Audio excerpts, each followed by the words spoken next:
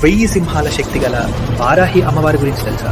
ఈమె కేవలం దేవత మాత్రమే కాదు, సాక్షాత్తు అమ్మవారి సైన్యాన్నే నడిపించే మహాసేనాధిపతి. పురాణాల ప్రకారం ఘోరమైన రాక్షసులను సంహరించడానికి దేవతలందరూ తమలోని దివ్య శక్తులను పంపారు. విష్ణువు నుండి వరాహ శక్తి, శివుడి నుండి మహేశ్వరి, ఇంద్రుడి నుండి ఐంద్రి, ఇలా సకల దేవతల తేజస్సుతో ఉద్భవించిన సప్తమాతృకల్లో అత్యంత శక్తివంతురాలు ఈ వారాహి. ఈమె కేవలం దేవత మాత్రమే కాదు, లలితాదేవి సైన్యానికే దండనాథ. వరాహముఖం, 8 చేతుల్లో అజేయమైన ఆయుధాలతో ఈమె కిరిచక్ర రథంపై యుద్ధానికి వస్తే ఆ రథం ముందు నిలబడే ధైర్యం ముల్లోకాల్లో ఎవరికీ లేదు. ఆ ఉగ్రరూపానికి శత్రువుల గుండె ఆగిపోవాల్సిందే. అందుకే ఈమెను పంచమిదేవి అని కూడా పిలుస్తారు.